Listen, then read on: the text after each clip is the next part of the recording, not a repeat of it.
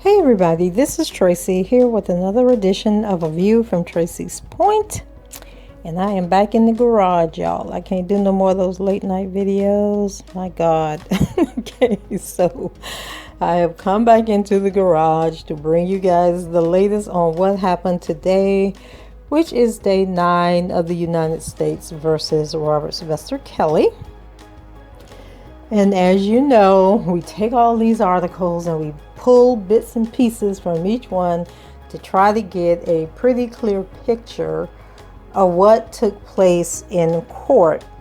And so, of course, this isn't the detailed account of what we're looking for. We should be able to get transcripts pretty soon. I'm waiting to hear back from the girl. She did reach out to me about the ones that I requested last week, and I'm waiting on her now to reply back to me as far as how much redaction is done on the videos, because Judge Ann decided that there was stuff that she didn't want released to the public.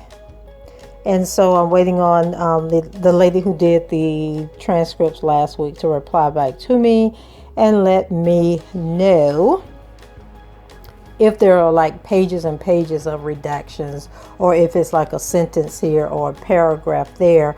And I don't know if I told you all, but in the one of the transcripts I read to you all, I believe it was Ariel's first day of testimony, like the first 9 pages were redacted. So why did I pay for them first 9 pages? Why she couldn't start the transcript on the 10th page after the redaction? So she might be upset with me again for asking her that question, because we were communicating back and forth, and now she seems to be in shutdown mode after I asked her to send me the invoice, and then asked her about the redaction, like the amount of redaction in that document.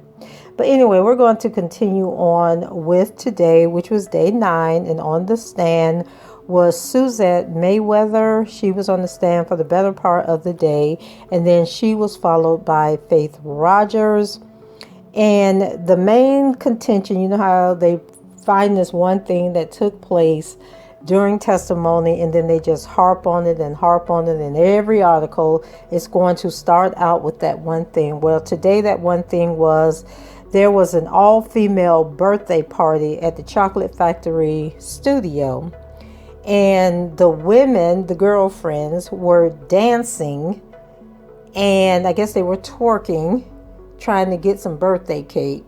And he got upset about it and took the girls upstairs or something and forced the girls to fight. It was a crazy story. But anyway, let's go ahead and get started with this. And so it starts off with a quote from Suzette Mayweather, and she says that he didn't like that they were twerking for cake. Mayweather worked as an assistant for 16 years, and she told jurors that the singers at the singers trial in Brooklyn federal court, things that she observed and experienced while she was working for Kelly.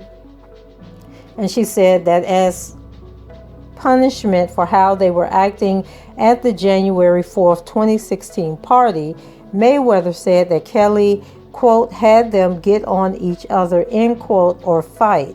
Kelly later told Mayweather that while the party only included females, he was angry that one of his girlfriend's cousins, who looked very masculine, and so I guess he was upset that somebody brought a cousin who wasn't feminine and wasn't cute, and he had a problem with that unattractive or manly woman being there, which is really confusing since we heard from our line yesterday who said that he liked men, right? So if you could get the best of both worlds, you get a woman and a woman who's masculine. Now, wouldn't he have been attracted to that? I don't know. If he liked men, as they're trying to say, it seemed like he would have been turned on by the masculine cousin. And then Mayweather testified that during the party, she could hear the girlfriends laughing or screaming and thumping upstairs, which she believed was them fighting. So she's testifying about an alleged fight that she didn't even witness. And then several people on social media pointed out that R. Kelly did a song in 2015 that was called Birthday Party, I believe it was, or Happy Birthday. I have it further down in my notes. I'll get to it. But there was a song that he had that came out that basically the video for the song fit the description of what Mayweather was testifying to on the stand. So we don't know if it was really a party going on, or if maybe she was there witnessing the video for the party that she is now testifying for. So just thought it was funny that here's this video that's basically playing out exactly what she's testifying about. But then again, she claims to have worked for him from 2016 to 2017, and I believe that video and song were released in January of 2015, but that doesn't mean that she didn't have knowledge of the video, because she states that her and R. Kelly became friends in the 90s, and she just didn't go to work for him until later on. So she is the fourth employee of the Grammy-winning singer to take the stand against him so far. And we shouldn't really say against him. She's taken the stand as a witness for the prosecution. And so far, all the employees have detailed strict rules to which they and Kelly's girlfriends had to adhere while in the singer's orbit. If they did not follow the rules, as at least 3 employees testified, they would have their pay docked as punishment.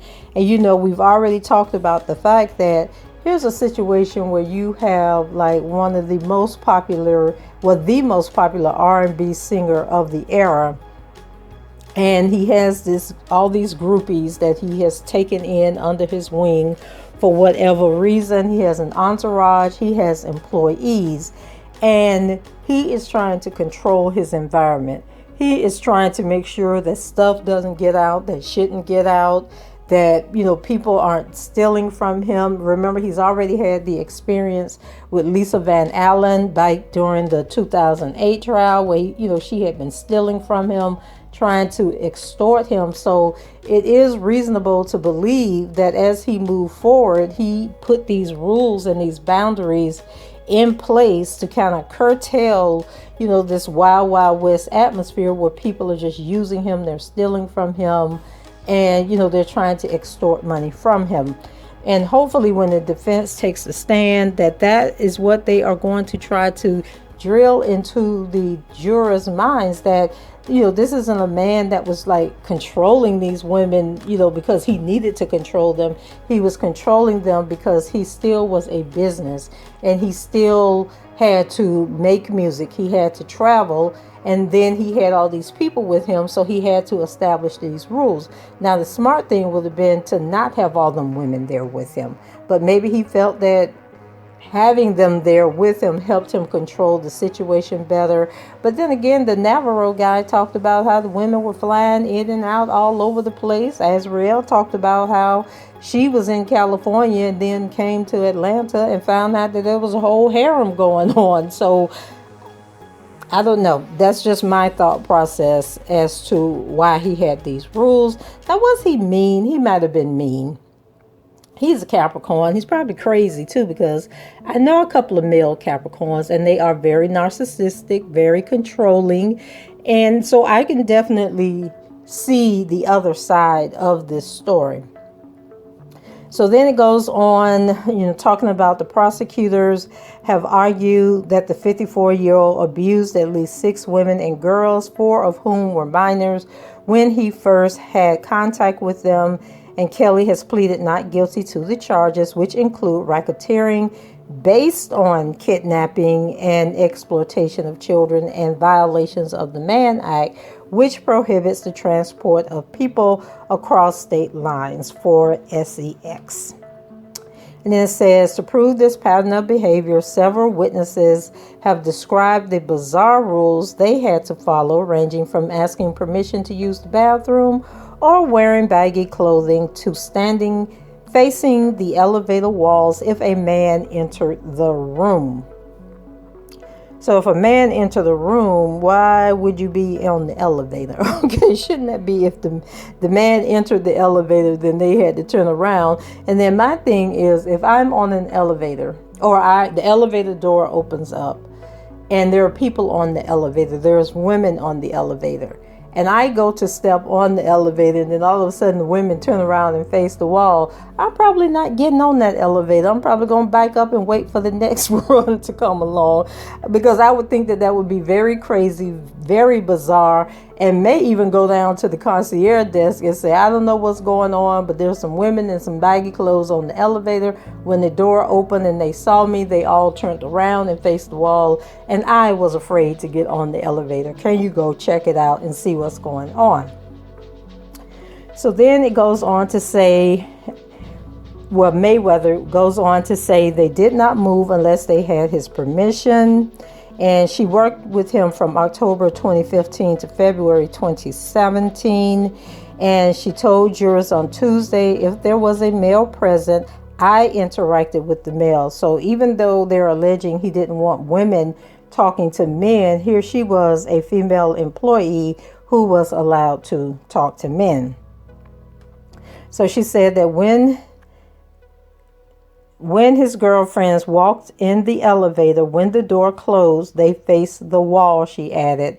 Okay, so here she's not adding the part about the man walking, coming on the elevator. She's saying that as soon as they got on the elevator and the door closed, they had to turn and face the wall, which once again is stupid, because if I'm a grown woman, you're not going to have me facing the wall. So while Mayweather described Kelly as a brother, who she had known for decades, they had a very close friendship, very close relationship. She did admit on the stand that she got in several arguments with him during her employment. And then this is the other incident that all of the media outlets are picking up on. And so they got into an argument.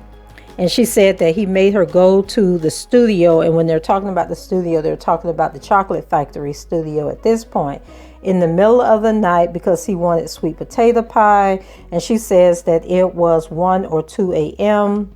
And then we learned that when she arrived at the studio with several dozen pies she brought from Walmart in hand, and then she stated that they were Patti LaBelle's sweet potato pie, and she actually bought all of them that were in the Walmart and brought them to him.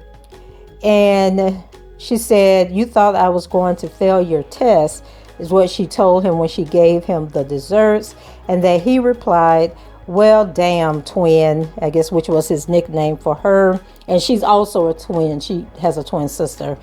And she said that Kelly responded using Mayweather's nickname.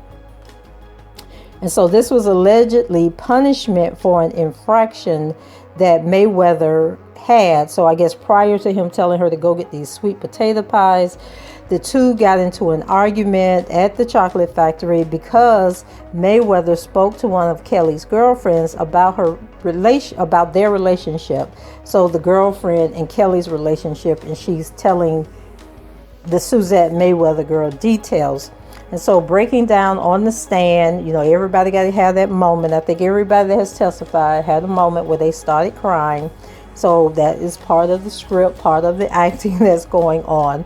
So breaking down on the stand as she described the argument, Mayweather said the incident got so heated that she lied to Kelly about who initiated the conversation between her and the girlfriend because she feared for the girlfriend in terms of what the repercussions would be.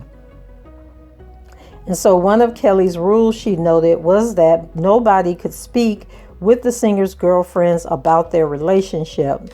And she said, this particular incident was the first time that I had ever seen Rob really that upset, noting that she received a fine for breaking the rule, and it was not the tone, it was the look in his eyes. So I guess she thought he was about to knock her out.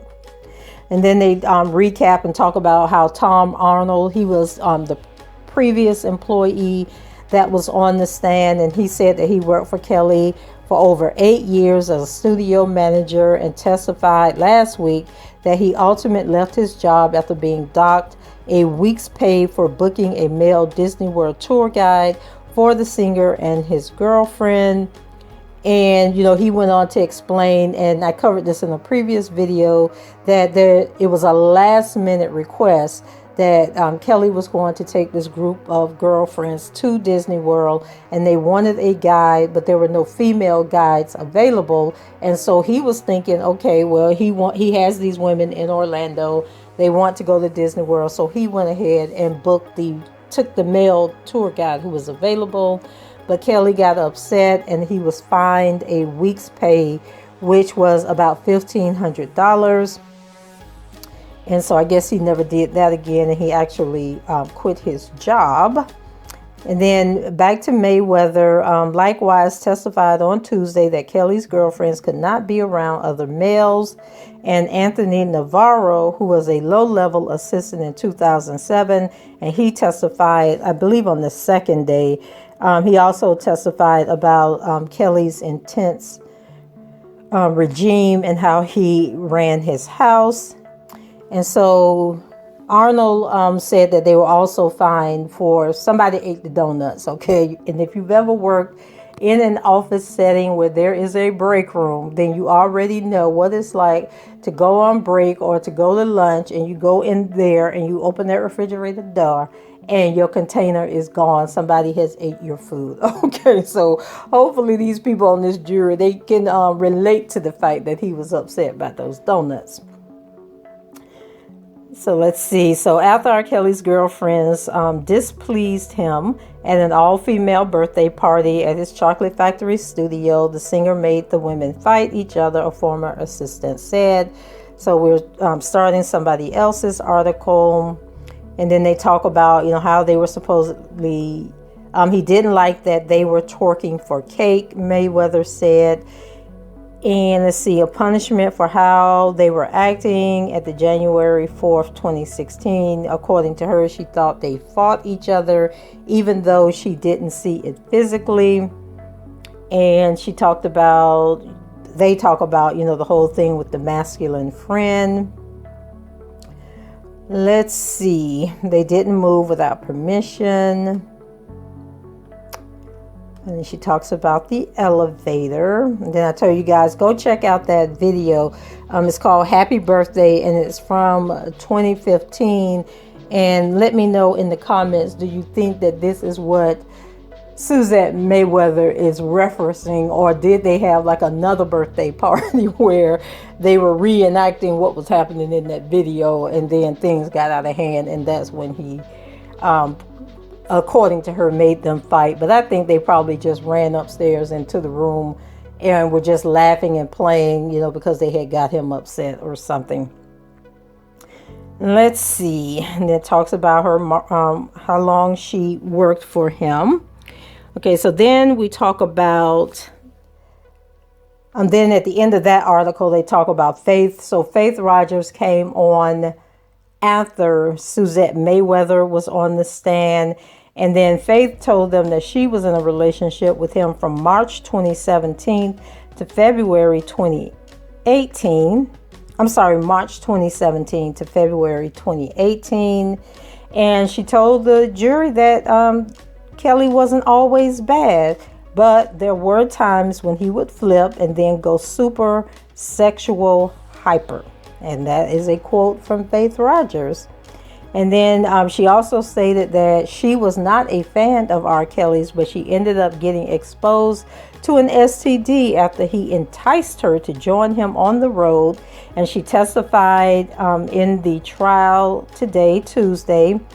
And so she took the stand without using, now they're saying without using her real name, but they called her Faith several times. But anyway, says she was 19 when her older half sister invited her to a Kelly concert in San Antonio in 2017.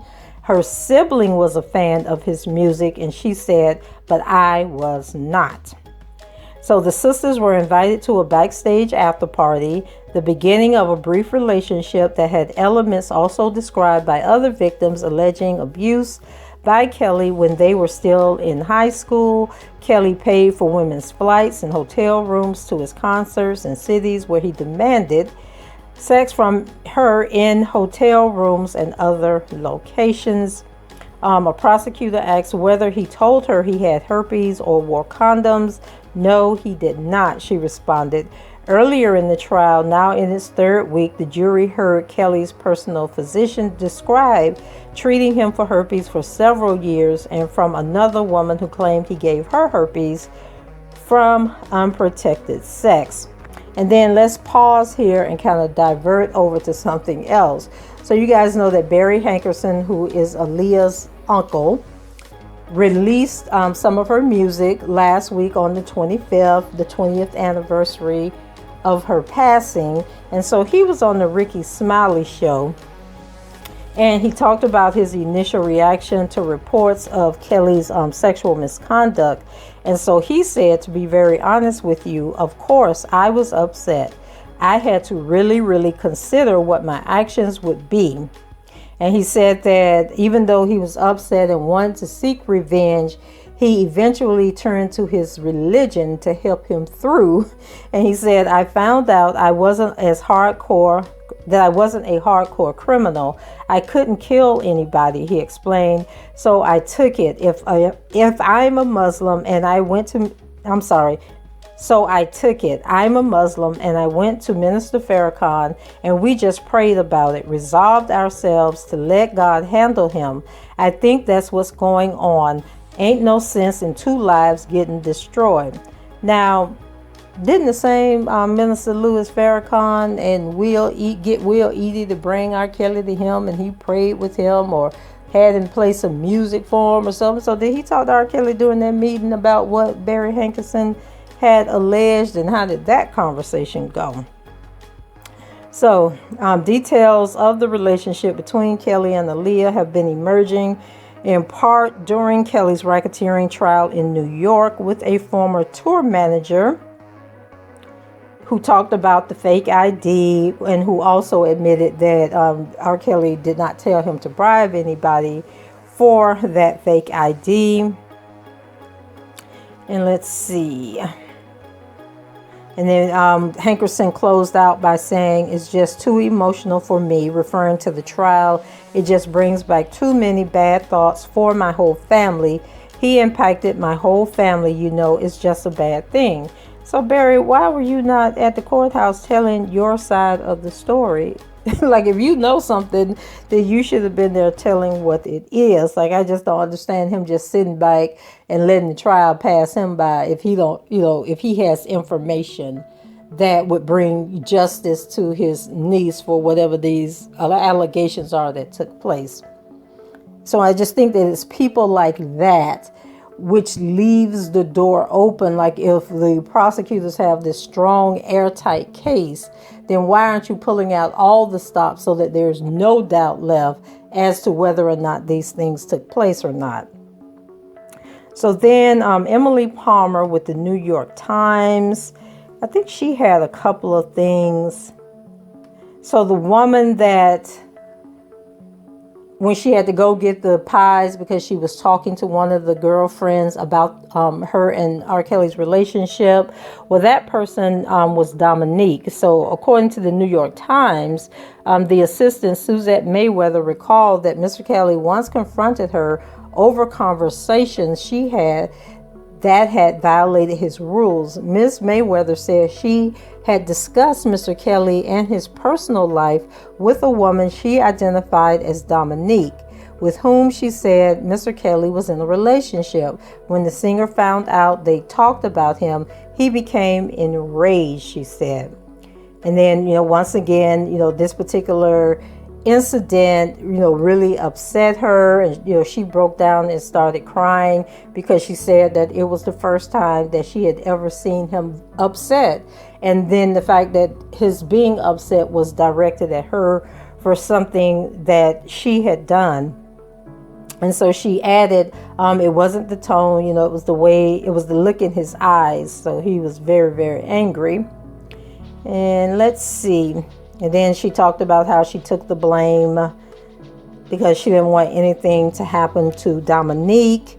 And then during cross-examination, Devereaux Canick, one of the singer's lawyers, questioned Ms. Mayweather about whether she may have misunderstood Mr. Kelly's demeanor. And he asked her, do you know if he'd been sleeping? Canick asked, do you know what he was doing prior to his conversation with you? And then several of Kelly's accusers have described then they go on and talk about calling him daddy. And so they never get into what her response is. And that's the part that really annoys me about this reporting, is that they'll open the door to what the defense said on cross-examination, but then they never tell you how the person responded, or if they do tell you how they responded, then it's like a really short answer. It doesn't go into detail, which leads people, to draw their own conclusions from the conversation. And then when you're reading the transcript, you find out that it was something totally different, and the vibe and the mood of the testimony really wasn't, as intense as they are saying. And so when they talk about the daddy, and to seek permission to leave the room or use the bathroom, as she's indicated, I wish Canick would bring up the fact, each time one of these witnesses says he made them call him daddy, bring up the fact that, say, hey, do you know the comedian Monique? Well, she calls her husband daddy. And then talk about all these other people that are known to refer to their spouse or their mate as daddy, and show that it is a popular term and it is something that people use. And so there's nothing shocking about the fact that he wanted to be called daddy. Now, I'm going to be honest with you. If I'm dating somebody or with somebody and they tell me to call them daddy, that's going to be a turnoff to me, because the only person that gets that title from me was the man whose semen brought me into this world, okay? So I'm not calling you daddy. I'm going to put that out there right now. And so let's see. Ms. Mayweather testified over 2 days this week. Oh, I guess she got on the stand yesterday, maybe.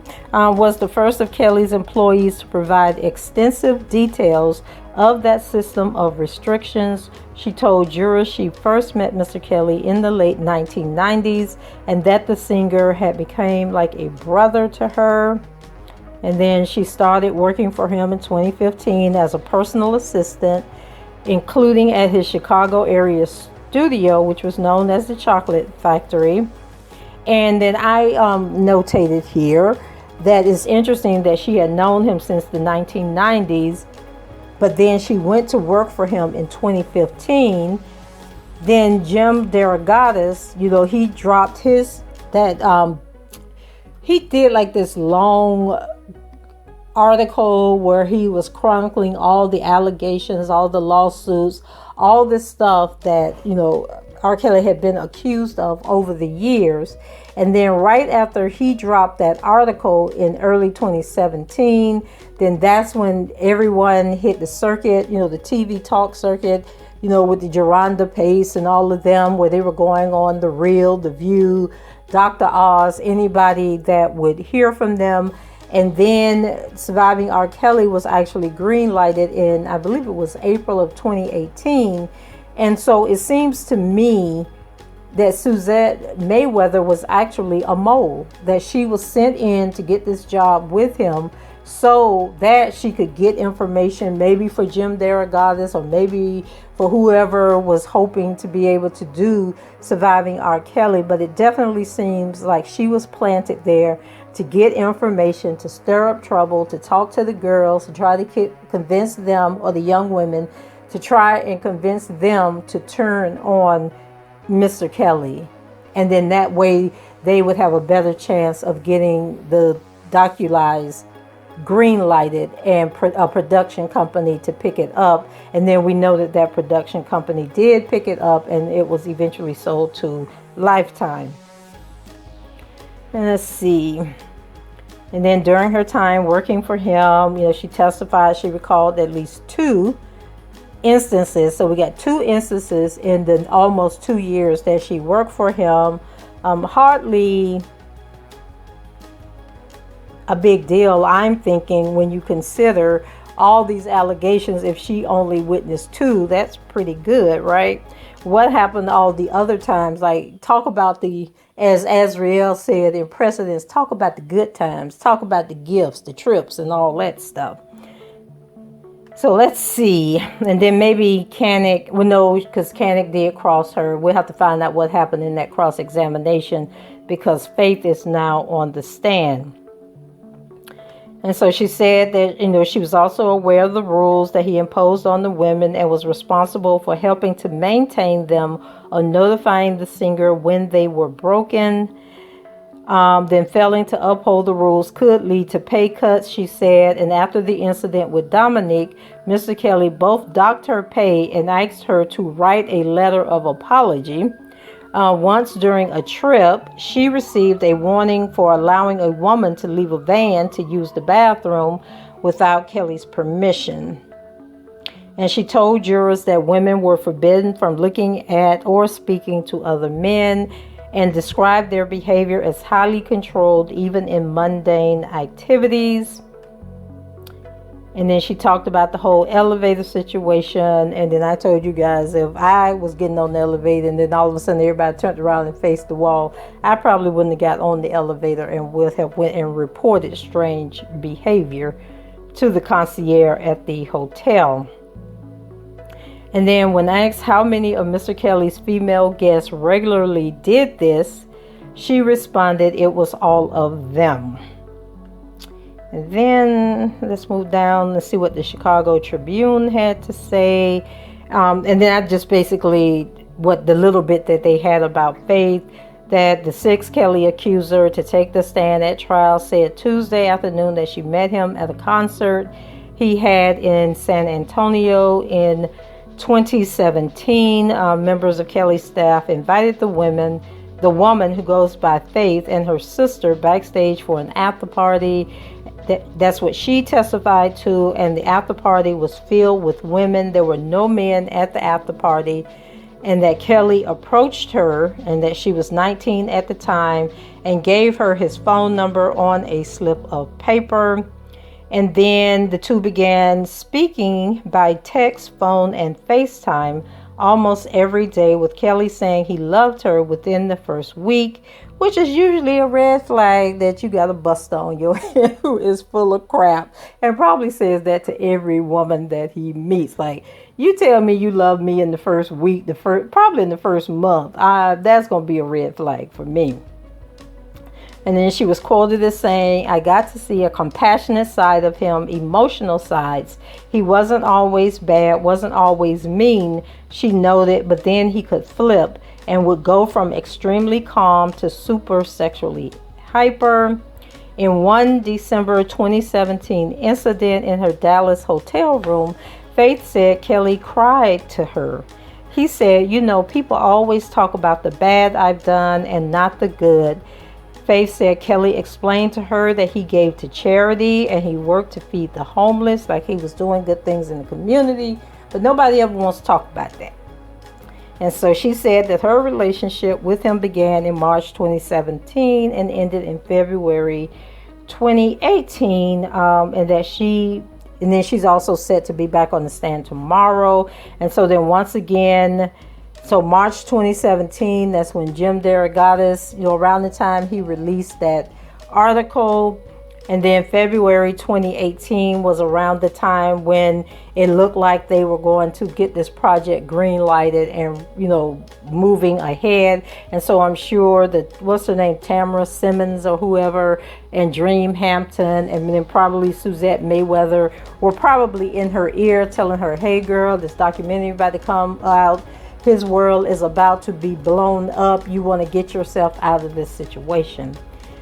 And so that's probably how Faith ended up leaving that relationship. And then one of the people in the comments, you guys know that I am one of those YouTubers, probably a rare YouTuber in the terms that I do interact with people when they comment on the videos, because I look at YouTube as like a form of social media, and I like engaging with people, hearing your thoughts and responding. And then I also like clearing up misinformation. Like if you come on here saying something that ain't true, I'm probably going to correct you and tell you it's not true. And so anyway, there was a comment that was actually in review in the whole folder, because a lot of y'all comments get dumped in the review folder, and that's probably why you're not getting any engagement on it, because you're probably cursing. You've included a link to another page or another video, or you're using the R word, the P word, the M word, and then you get flagged and your stuff can't be seen by the masses until I read it and review it. So this one particular person made a post, and I thought it was quite interesting, because she said, why is it that everybody is 17? And many of us have made that comment. Why is everybody 17? So she pointed me to a song that I had never heard before. It's on the 12 play CD, and it's called I Like the Crotch on You. And so let me scroll down to this line. I'm not going to read the whole thing, but the line that she quoted from this song said that he liked them over 18 or 16 and under. And so now I'm trying to figure out, is there some relevance? Like, we already got the Suzette Mayweather, describing the happy birthday video. We have some other scenes where we know they came from movies and came from books and that type of thing. So is the prosecution's insistence that everybody was 17, are they trying to lead us to a clue in this song, or get people talking about this song where this line says 18 and over or 16 and under? Like, why, what is the relevance to that, and everybody's saying that they're 17? Because everybody is trying to figure out, why is everybody 17? Okay, so let me know what you all think about that. Do you think it's just coincidental? Have you ever heard this song before? I had never heard the song before. It's a weird song, I will say that much. Interesting. And then I also found interesting, and I'm going to read this to you, because at the end of the song, he does, I guess it's an extended version of the song. He actually does a monologue. And in this outro monologue, it says, hey, this is going out to all the ladies. You know what I'm saying. Because I had a little experience before I got my album out, didn't nobody want to give me no play, right? Although I did have a few girls in my clique that was down with me. Tell us about it, man. But this goes out to all the ladies who didn't want to give me no play, but now they sweating me. You know what I'm saying? And then there's like people in the room, I guess, that were in the studio with him, and they're egging him on, talk about it, brother. Tell him what's going on. But it's cool. I'm with that. But I just want to get something off my chest with this second album. All right. And then they say talk about it. So I'm going to break it down. Explain. Oh, yeah, this was the second album. This was 12 play. I think the first album was Born to the 90s or something. Born in the 90s or something.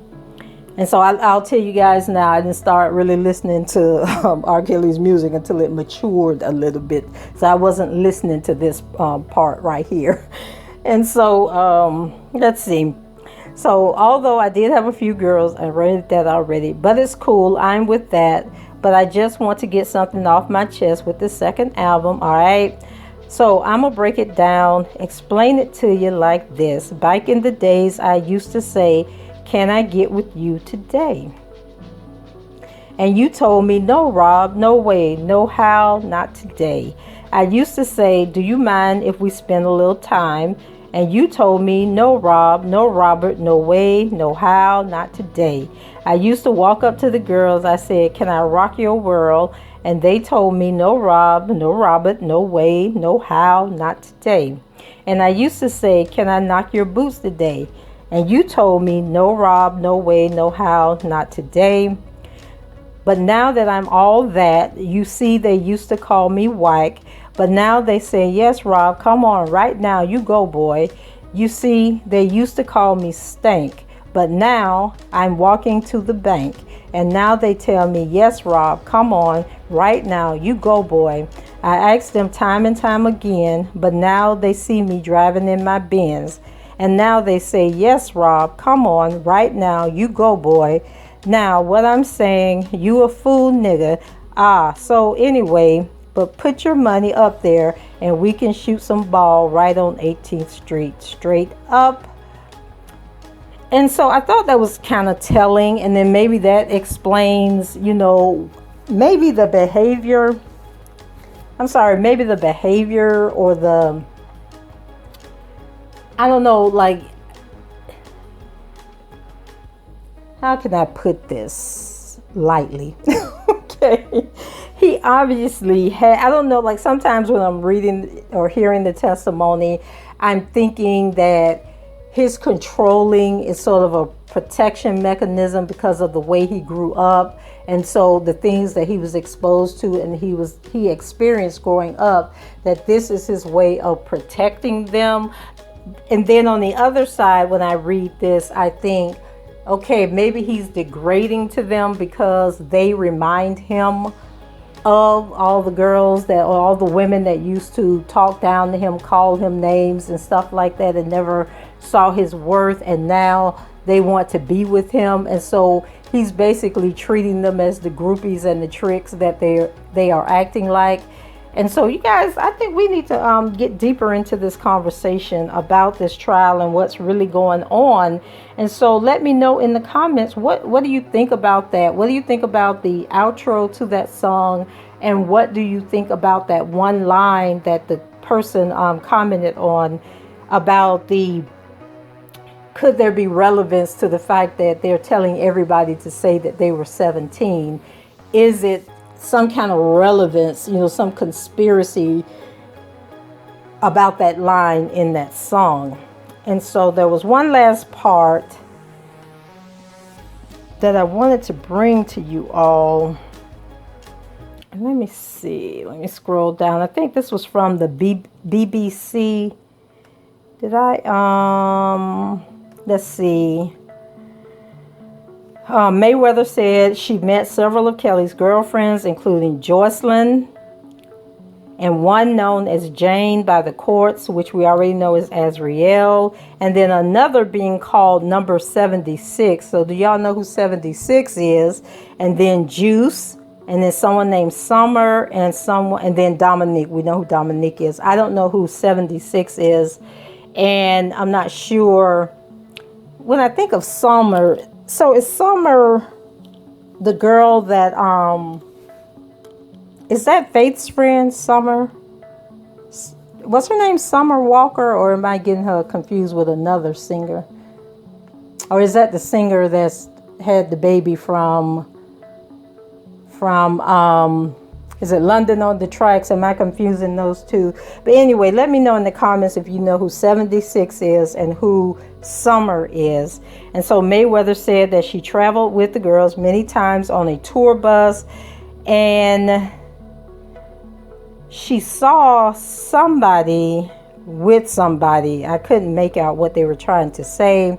And she said that she drove one of Kelly's girlfriends to her high school graduation rehearsal in Florida back in 2016. And so we know that is Ariel. And now also in 2016, Mayweather says she was present, and then they talk about the all-female birthday party at the studio and how he became upset. And then she said that at Kelly's basketball games that the women could only cheer for him, and that they were ordered to wear baggy clothes, and they were not allowed to leave certain rooms in his music studio or his house without the singer's permission. And she said that sometimes she feared for Dominique. And so I'm sure if I was to get the transcript, we would find out more about why she feared for Dominique.